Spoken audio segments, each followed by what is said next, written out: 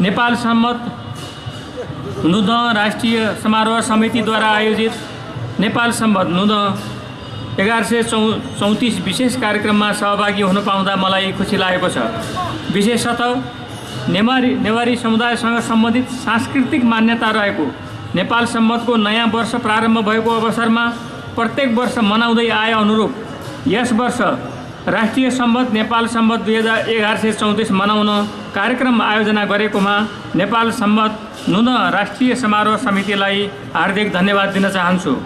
साथै नेपाल सम्मत 1134 को प्रारम्भको अवसरमा नेपालका विभिन्न समुदायबीच शान्ति, सद्भाव र एकता कायम गर्दै अघि बढ्न सबैलाई प्रेरणा प्राप्त होस् भन्ने कामनाका साथ सुख, शान्ति, समृद्धि, सुस्वास्थ्य र निरन्तर प्रगतिको हार्दिक मङ्गलमय शुभकामना व्यक्त गर्दछु।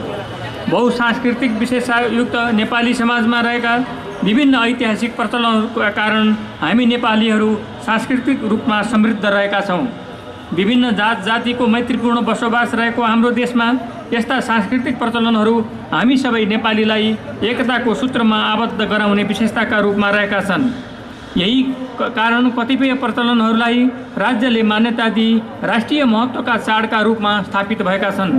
नेपाल सम्मतको प्रचलन राष्ट्रिय विभूति शङ्खधर साक्पाले थालनी गराएको नेवारी समुदायसँग सम्बन्धित सांस्कृतिक विशेषताका रूप आधारमा पनि मनाइँदै आएको छ। यस पर्वलाई सरकारले राष्ट्रिय रूपमा मान्यता दिई सार्वजनिक बिदा दिँदै यस पर्व मनाउन सहयोग गरेको छ।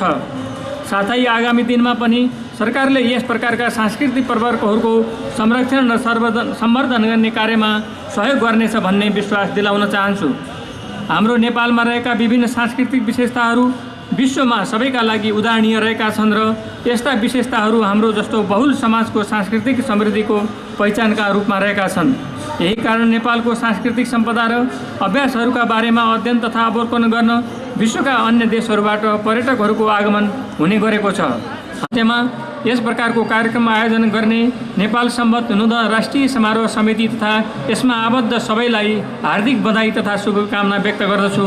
नेपाल सम्मत 1134 को अवसरमा यहाँ उपस्थित सम्पूर्ण महानुभाव र सम्पूर्ण